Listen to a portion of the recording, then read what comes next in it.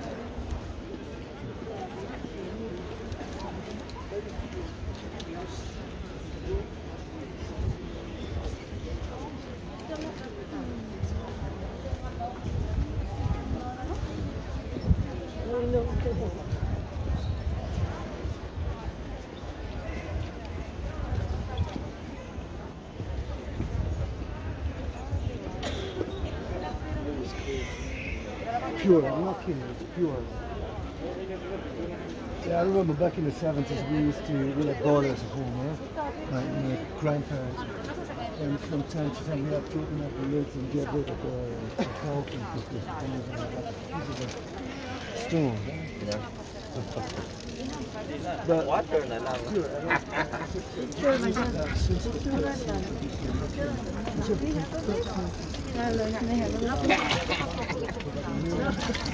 This the more better.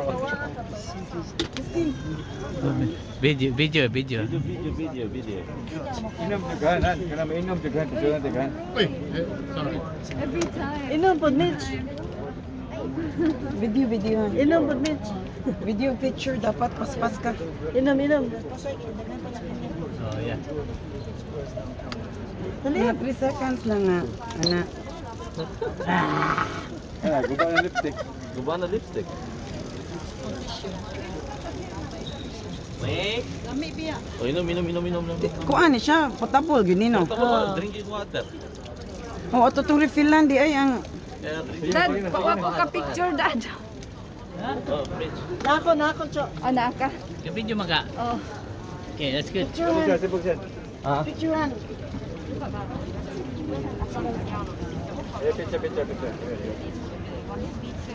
Karami na yung mainom niya. That's holy water.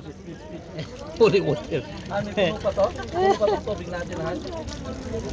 Oh, Han, picture. Yeah, let's go. Katahan.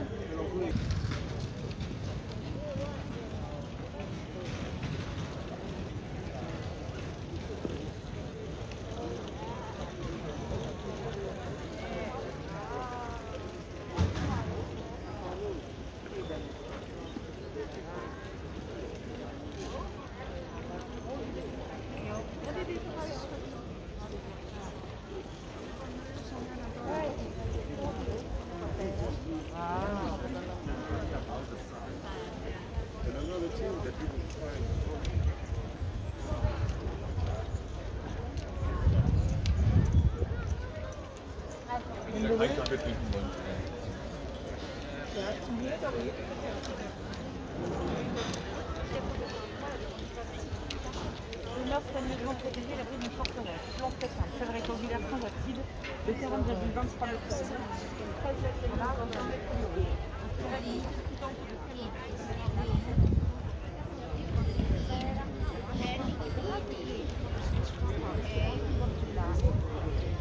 È stata donata nel 90, 1990 a San Giovanni Paolo.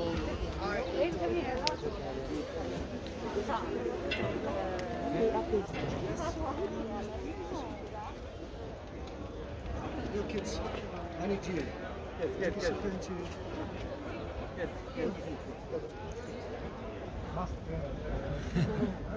No, you don't need to wear that. Can you wear the mask? No need. Take picture. This is Chelsea. Chelsea? Riley. Go Chelsea. Riley. Go Chelsea. Go. They both spin. Riley, can you wear your mask? It's a security for his face.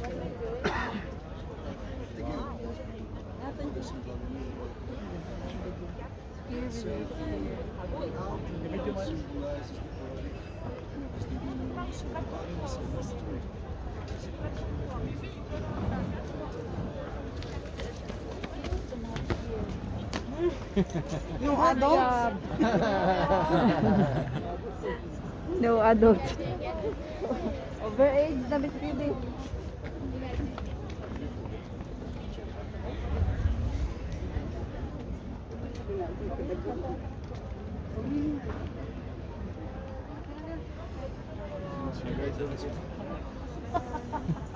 Ikaw ra oy. Maming man ka.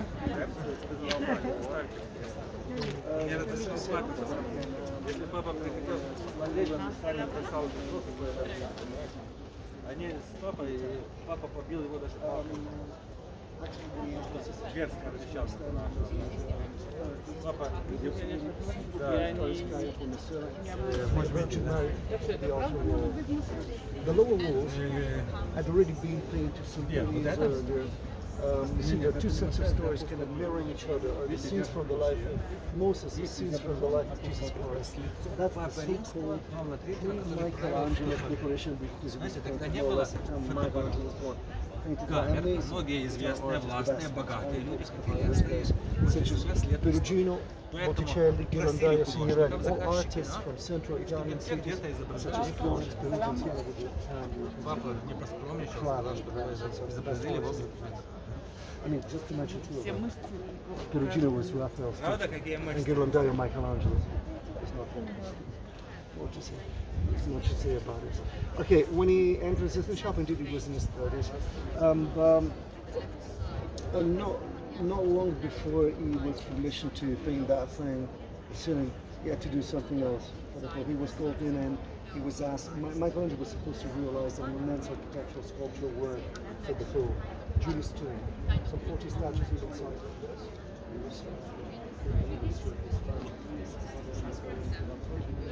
And he left from the Italy, which Carrara, small city, as I said earlier, and it did spend approximately 8 months selecting each single model block for Julius Tomb. Eventually something went wrong all of a sudden. Either the book started running out of cash. That's the art.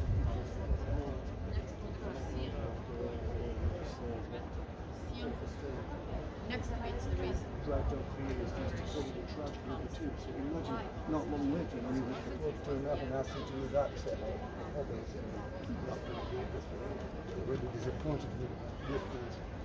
Imagine I can't say no to the book. But he's consistent and very well, we have to say yes. Oh, just to say that the Pope envisioned, the Pope wanted assistance in and illustrated with the stories of the 12 apostles. Michelangelo put it very clearly, which was very he said, hang on a second, Your Holiness, if I'm supposed to paint the city for you, this time has to be on my terms, not yours. There was a deal between them. And the deal was no advice regarding subject, no supervision, no help. None the Pope himself, imagine, could see the whole masterpiece before it was completed. The Pope obviously agreed immediately. The path was struck, he went straight to work. Oh, hold on a second.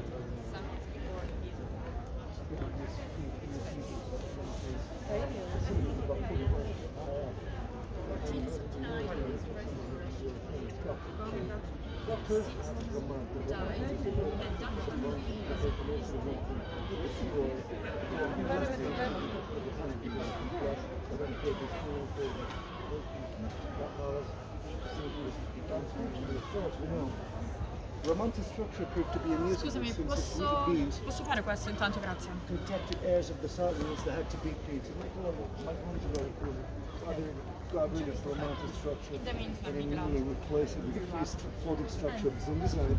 Then he had to hire some assistants in order to learn the basics of this painting technique known as fresco. Does anyone know what fresco means? Fresco is an Italian word, dear friends. It means fresh. I'm talking about a painting technique developed in ancient Roman times that had a sort of revival during the Middle Ages. It's basically watercolors on fresh plastic cement. Those paintings were painted on canvas. But the thing is, if you get it wrong at the beginning, there's nothing much you can do apart from scratch and start over. It's a very, very difficult, let me tell you also, forgiving painting technique.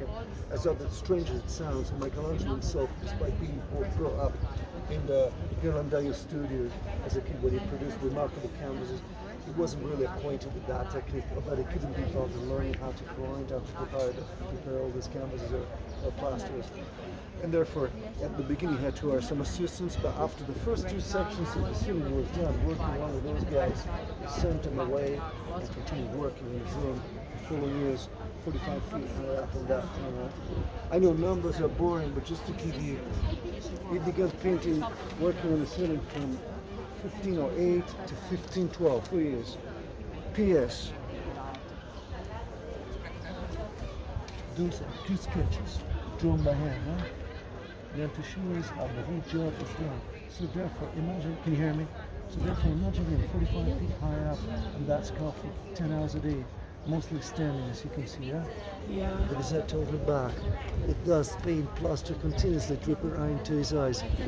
He would bring every morning food up on the scaffold to save time, and also a chamber pot here. Vasari, the great biographer of the artist, writes the first of time afterwards. He couldn't even read a book or do anything else. He was up with his head tilted back like this. I mean, imagine if he stood 10 hours a day for following years. It seemed an impossible mission. Was he ever paid for doing that, or that is just his passion? A hell of a lot of money. A lot He was of well money, off. yeah. He was well off, but he was a lonely guy, kind of brooding personality, always in a bad mood. And as far as we know, he was a gay in a closet. Well, Rafa was the opposite. Rafa was a young guy, cool, laid back, followed by a team of art assistants, and very good-looking guy. Sort of Brad Pitt. He was known for his nights out, and indeed he died. He's 37 years old. He got a disease. I bet that one. You know what I'm saying? I mean, they were human beings. sorry, forgive me about it. This is the ceiling. It's the Genesis, the depiction of the human family at the dawn of Israel, the Genesis. P.S. The story starts from here to there. No, he actually started the other way around, from there to here. And if you look careful and deep, figures kind of grew in size as slowly got acquainted with that technique known fresco. God dividing light from darkness, creation of the sun, moon, and plants and earth. God divides the waters from the lands, and that's the famous unforgettable creation of man. You see the many aesthetics. You see God is depicted as an old fine man with his right arm outstretched. His fingertips touching almost Adam's. There's a bit of space between the two fingertips. That's where the spark of life is about to set. According to some scholars, there's a Jewish rabbi says that there are embedded secrets on the ceiling related to the Jewish tradition. That, for example, they also say that God himself resembles a human brain. But anyway, God is depicted hugging a woman. That's Eve. She was already in God's mind. The creation of the temptation and expulsion from paradise. The prophet Noah sacrifices to God after the flood. And up above the flood. The flood. These two episodes are somehow chronologically reversed. There's a reason why, but honestly, it's unimportant. It was a compositional problem that. And up on top, the drunkenness of the prophet Noah. Then, as you can see, there's some mighty, I'd say, very powerful figures. Either male or female ones. The male ones are the prophets from the Jewish tradition, such as Ezekiel, Jeremiah, Moses, the one eaten by a whale. Jonah, just like Jesus Christ, after the 3rd day is reborn to a new life. While the female ones are the Sibyls. The Sibyls were those female pagan prophetesses from our ancient pagan tradition. Both of them Jewish prophets, and female pagan prophetesses can foretold, predicted the coming of Jesus Christ. In the triangular frescoes, those are ancestors of Jesus. Yes, he spent 4 long years working on the ceiling, and some 25 years later, when he was already almost in his 60s, started working over the altar wall. I mean, the style is similar, but I'd say differences, the striking mood is different. 25 years gap of time indeed separates the two masterpieces, and unfortunately, something happened in between their frames. In 1527, Rome witnessed a real tragedy, the Great Sack of Rome.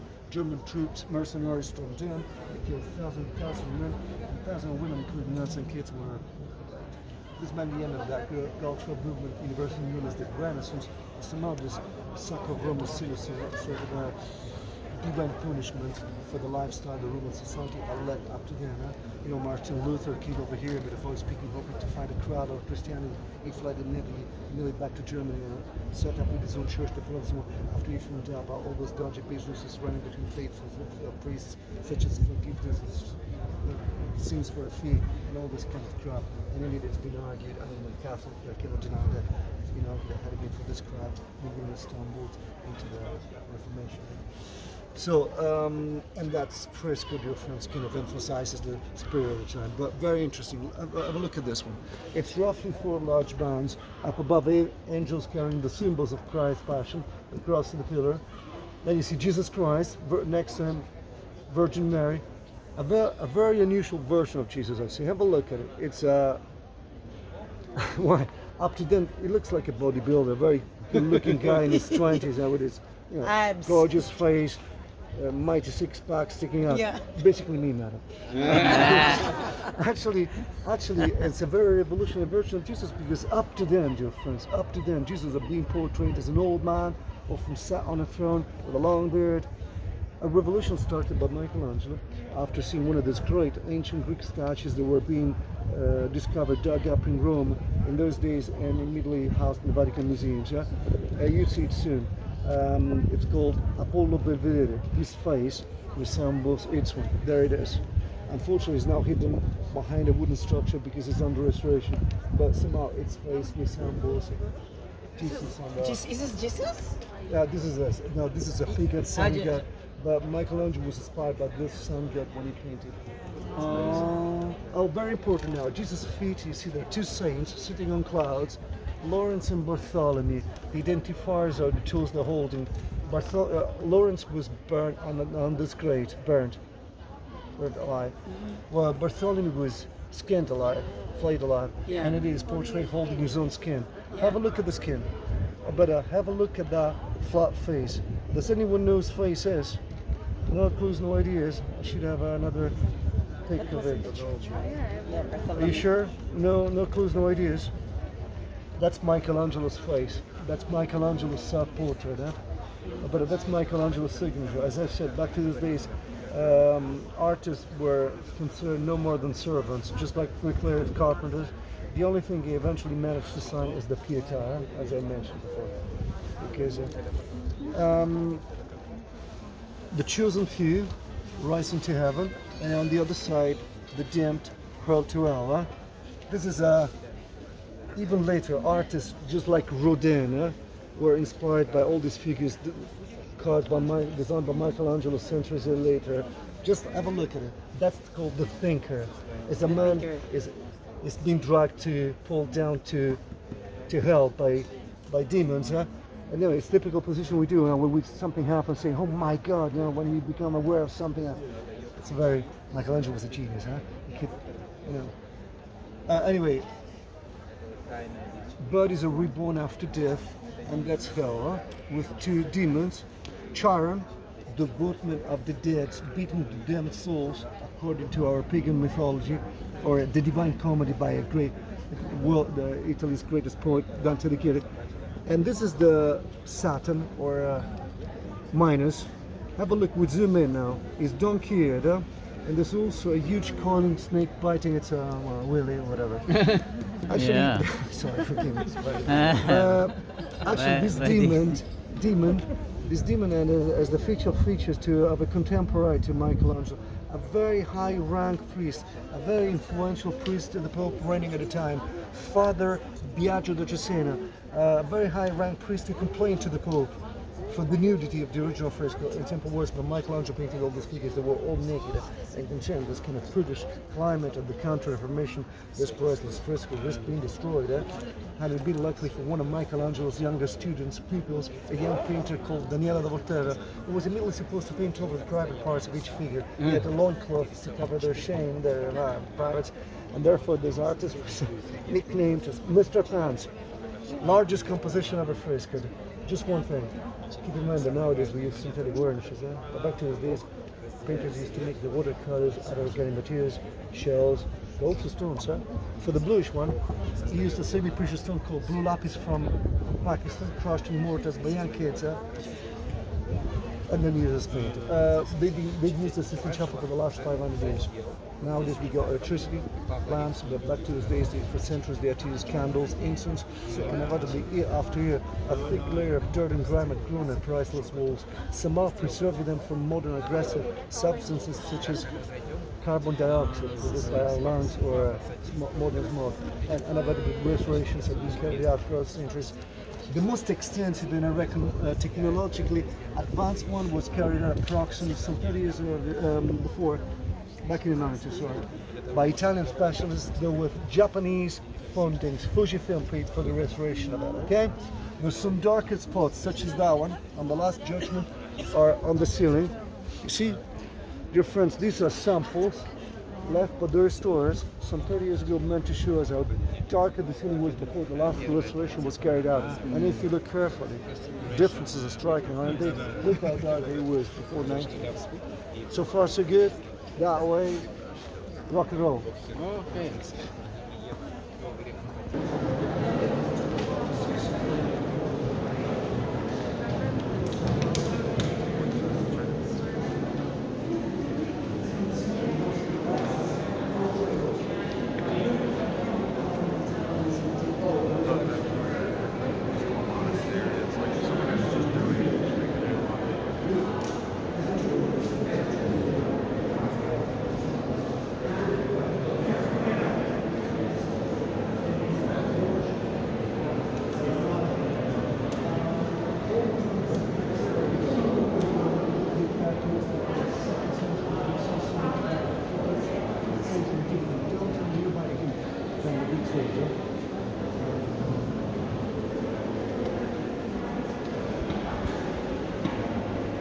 Pagan gods, just like in Hercules, of Diana.